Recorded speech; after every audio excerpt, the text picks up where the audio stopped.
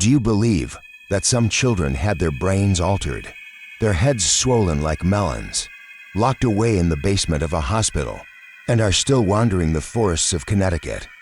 They didn't die. They adapted. And now they whisper your name in the dark.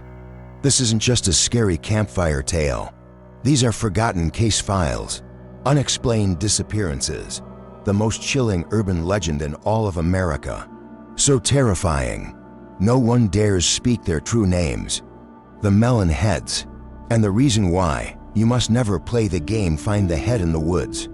If you see a glimmer of eyes peeking through the trees at the edge of Fairfield Forest, don't look back. Not even if you hear your name being called. Fairfield County, Connecticut, autumn, 1981. A quiet suburban area nestled beside dense forests. Fairfield seemed like the perfect place to live, until the whispers began. Rumors of deformed creatures with swollen, bulbous heads and bulging frog-like eyes. Locals had a name for them, the Melon Heads. The story began with the Wilcox couple, who had just moved to the town of Monroe, in southern Fairfield. They rented an old colonial-style house on the edge of the woods, a house strangely cheap, with a history of tenants who never lasted more than 3 months. People are just superstitious. Mr. Wilcox chuckled, still holding the freshly signed contract. His wife, Helen, said nothing, her eyes fixed through the window at a thick band of trees just beginning to turn crimson with fall. The first week passed quietly. Both were retired teachers, living peacefully with a cat named Muffin and hobbies like gardening and reading. But by the second week, they started hearing faint footsteps on the roof, tiny ones, and scratching at the window after dark. Probably raccoons, Mr. Wilcox muttered as he climbed to check the attic. But there was nothing, only strange claw marks, winding and thin, as if made by human fingernails. On October 12th, a 14-year-old paper boy named Charlie Benson rang the Wilcox's doorbell. No one answered. Curious, he circled around to the back. The door was ajar. Inside, he heard soft whispers, like children playing hide-and-seek. Mr. and Mrs. Wilcox, Charlie called out. No response. He stepped inside, and the last thing he remembered was a distorted face peeking out from behind the kitchen cabinet. A round, shiny head, no hair, wide, lidless eyes staring at him, as if trying to figure out what he was. Charlie passed out instantly. When he woke up in the hospital, he kept repeating one sentence. They know my name. They whisper it, and they laugh. Monroe police were called, but there were no signs of forced entry, no signs of struggle. The Wilcox home was spotless, as if no one had ever lived there. The couple vanished. The story might have ended there, if not for a small diary found in the woods by a group of high school campers in November that same year. It belonged to Helen Wilcox. October 9th, I saw 3 children by the forest edge. Their heads were abnormally large. They wore ragged clothes from some old decade. They just stared at me. October 10th, laughter at night. Not childish laughter, more like someone pretending to laugh like a child. October 11th, I saw a head peeking through the second-floor window. But there are only 2 of us in this house. October 12th, they came inside. They called my name. They said, the doctor is dead, and they're hungry. The townsfolk began digging into old records and uncovered a long-buried secret. Deep in the Fairfield woods, there had once been a private psychiatric facility called Crowley Institution, active from 1930 to 1942. It was run by an eccentric neurologist, Dr. Lionel Crowley. He was rumored to have experimented on children with hydrocephalus, a condition that caused abnormally large heads due to fluid in the brain. But rather than treat them, Crowley modified them, locking them in the basement and subjecting them to radical psychological conditioning. In 1942, the institution burned down. Crowley's body was never found, and the children's files vanished. People in Monroe still whisper, the children didn't die. They survived. They escaped into the forest. They became feral, inhuman, and sometimes, just sometimes, they return. When they're hungry, or when someone wanders too close to what remains of Crowley's camp. Do not try to find the Crowley institution. If you do, it means you've gone too deep. And they, the Melon Heads, already know you're coming. March 1982. For months after the Wilcox couple vanished, a group of anthropology students from Yale University organized a weekend expedition into the Fairfield woods. Their goal, to investigate the legend of the Melon Heads. There were 4 of them: Benji, Laura, Mika, and Trevor. Laura was the spiritual one, a firm believer in the paranormal. Benji, the group leader, treated it as a case study in American folklore. They came prepared: maps, tents, flashlights, audio recorders, and film cameras. On March 17th, they reached the forest's edge and set up camp near an overgrown path, now blocked with rusted barbed wire and a faded warning sign. Danger zone, do not enter. This path once led directly to the Crowley Institution. The moment Mika stepped onto the soil, she whispered, "Something's wrong. The ground feels cold, like we're standing on a giant grave." That night, they heard soft scratching against the tent walls, light but relentless. Benji shone his flashlight outside. Nothing. But Laura swore she heard children giggling in the woods. Near dawn, Trevor jolted awake. A whisper had brushed the nape of his neck. "Turn back, Crowley is waiting for you." He turned on his light. No one. But on the inside of the tent wall were faint smudges, tiny handprints and a forehead mark, as if something had pressed against it from outside. The next morning, they decided to follow an old map Benji had found in the town archives, a hand-drawn floor plan of the Crowley Institution from 1938. The instructions were simple: pass 3 mounds and cross a wooden bridge. That would lead them to the foundation of the old hospital. They found the bridge, rotting, moss-covered, with old wheel tracks still embedded in the dirt. But nearby, there was something else, a tiny footprint in the wet soil. Not a modern child's. It was deformed, toes splayed unevenly, almost webbed. Laura snapped a photo. The camera died. The film overexposed and useless. Trevor claimed it was a malfunction, but a weight pressed over them, an invisible tension, like dozens of unseen eyes watching from the canopy.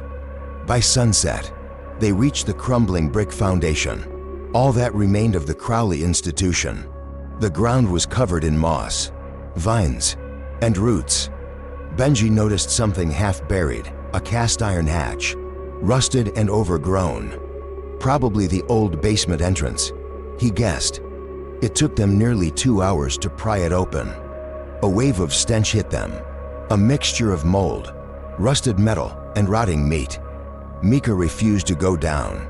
Laura held her hand and said, "If we don't go, we'll never know what really happened to those children." They descended into blackness, following mossy stone steps into a narrow corridor. The ceiling was low. They had to crouch. Carved into the walls were jagged phrases. "Don't scream. Don't cry. The doctor will hear. We are experiments." At the end of the hallway, they reached what seemed to be a treatment room. A steel operating table still stood there, rusted and stained. The blood had long dried, but the coppery smell lingered. X-ray images hung from the walls, malformed skulls, some labeled Patient 7, brain growth exceeding ratio. Visual stimulus trial failed. Subject deceased. Patient 12, alive, but nonverbal. Laura opened a drawer and found a journal. The last page was scribbled in manic, uneven handwriting, not a doctor's hand, but someone unraveling. "We're no longer human. We remember every scream, every sleepless night. We ate our own to survive. And now we've learned to wait. Those who enter Stay forever. When they climbed out of the basement, night had fallen. Trevor was the last in line. He never made it out. Benji turned back, only to find Trevor's flashlight still glowing on the steps. On the wall behind it, a fresh line had been etched. Trevor is now patient 38. Now only 3 remained.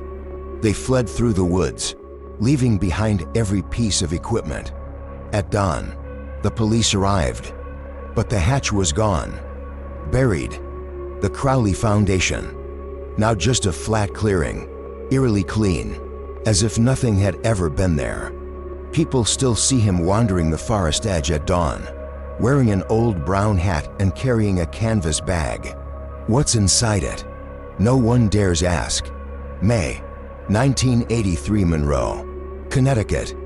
The quiet of the small town had mostly returned after the Yale student disappearances, though no one truly believed it was just an accident in the woods.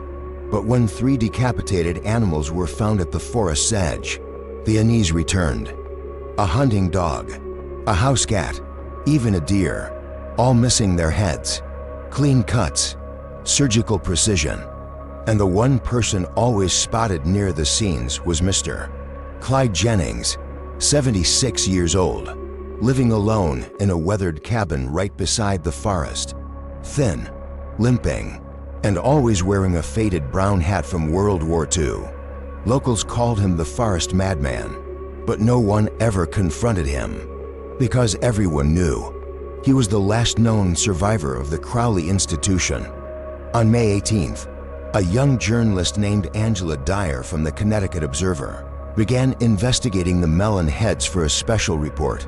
She tracked down Clyde after finding his name in old 1941 medical records from the Crowley Institution.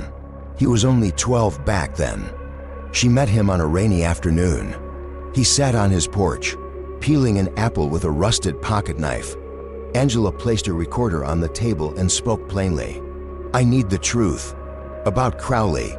About the Melon Heads." Clyde didn't look up. He just mumbled. Crowley didn't kill them. He made them. He explained that in 1939, he was admitted to the institution after being labeled psychologically disturbed by war trauma. But the place wasn't a hospital. It was a prison for unwanted children, orphans, and those society had discarded. They injected us, tied us down, played high-frequency tones for hours. Crowley said he was preparing us for the future, but really, he wanted to see what happens when you take every last shred of humanity away. Angela asked about the children with large heads. They weren't born that way. Clyde said their heads were just a little big, but Crowley injected them with something that made their brains grow beyond normal. At first they were sluggish. Then, they remembered everything. Every needle, every word. They started speaking in ways none of us understood. On the final night before the fire, Clyde claimed he saw 3 of the children enter Dr. Crowley's office. They whispered to him for a long time. Then, Crowley walked outside, expressionless, into the woods, and never came back. Angela leaned in. "Is it true you were the last to leave the building before it burned down?" Clyde nodded. Then, slowly, he opened the canvas bag beside him. Inside, not a human head, as rumors suggested, but an old, faded photograph, Clyde as a child, standing among a group of disfigured, large-headed kids. "They didn't kill me," he said. "They let me live, to tell the story." Angela returned to the newsroom, but when she played the tape, the interview was gone. In its place, a long stretch of static, and underneath, faint, childlike laughter, over and over. "Nice head, nice head." The next day, she returned to Clyde's cabin. It had burned to the ground. No body was found, only a half-charred brown hat hanging from a branch nearby, and a torn piece of paper. "They're looking for heads. They choose the ones who still remember." In the months that followed, at least 5 more people vanished from the area, all elderly. all lifelong residents of Monroe. The common link: every one of them had past connections to the Crowley institution. As gardeners, delivery men, even janitors. And each disappearance left behind one thing: a hollowed-out melon, placed neatly at the front door. The town of Monroe eventually banned access to Fairfield Forest after 6 p.m., citing wildlife preservation. But those living nearby know the truth. Wild animals don't laugh like children, and they don't whisper your name at midnight. If you find a melon on your doorstep at dawn, don't open it. There are no seeds inside, only a warning. Winter, 1985, Monroe, Connecticut. It was the coldest winter the town had seen in over a decade. Snow blanketed the edges of Fairfield Forest, but the stories kept growing. Laughter echoing across the frost, tiny footprints circling porches, and a strange new game whispered among school children: the headhunt. The game reportedly began at River Hill Elementary, where 3 students vanished within 2 weeks, with no signs of forced entry or abduction. In the notebook of one missing boy, Daniel Whitmore, who disappeared on December 7th, 1985, a single chilling line was written: "If you win the headhunt, you get to see the Melon Heads. But if you lose, they take your real head." The school principal, Mr. John Lacey, was the first to raise alarm. He reported that many children had begun drawing bizarre images: figures with massive heads, eyeless faces or 3 eyes, standing among trees that bled. One of the most disturbing came from 8-year-old Rachel M. Her drawing showed a night scene, with 3 deformed children climbing through her bedroom window, whispering, "If you're smart, you keep your head. If you're not, we'll keep it for you." On December 14th, Daniel's coffinless funeral was held. His parents, in a state of shock, refused to speak to reporters. But a neighbor, Mrs. Edith Hall, shared a haunting account. She had seen Daniel just 2 nights prior, standing still among the trees, like he was in a trance. When she called his name, he turned. There were no eyes, just 2 hollow sockets. After the funeral, a letter with no return address appeared in the River Hill mailbox, handwritten in red ink. "We were just playing. We're not bad. We are what memory forgot. And if the grown-ups forget us, we take back what we can." That Christmas Eve, a group of teenagers gathered at the home of Jordan Pike, 17, who lived near the forest. They had heard rumors of the headhunt and decided to try it. Jordan had written the rules down, as if passed to him in unnerving detail. Enter Fairfield Forest at 11 p.m. Each person carries a hollowed-out melon marked with an X underneath. Circle the old oak tree 7 times, chanting, "Little ones, come out and let us play." If you hear laughter, place the melon over your head and wait for instructions. They followed every step. On the 7th circle, everything went silent. No wind, no rustling, no birds. Then laughter. It echoed from all directions, like voices calling from the bottom of wells. Jordan screamed, "Run!" But one of them, Andy, vanished from the circle. The rest scattered in panic. The next day, all they found was Andy's melon, perched atop a tree stump. Inside was a wax model of Andy's head, with the eyes gouged out. Soon after, a woman named Clarice Dunning came forward, a former nurse at the Crowley Institution. She sought out Angela Dyer, the reporter who had once spoken with Clyde Jennings. Clarice confessed something long buried. There was a secret room in the hospital, one no staff was ever allowed to enter. It was called Room 7. Once, she glimpsed inside. There, floating in a massive glass tank filled with murky yellow fluid, were children's heads, suspended in silence. Crowley called it his consciousness archive.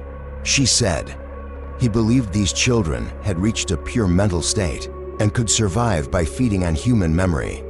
Clarice fled after the fire, but she was haunted by one recurring dream: I had no head, yet I could still hear them whispering. Miss Clarice, did you forget us? At the end of December, Clarice disappeared. In her bedroom, they found only one thing, a crude drawing, smeared in blood, with a single word scratched underneath, Hollow. After that winter, no one dared enter Fairfield Forest after dark, but those who lived nearby knew.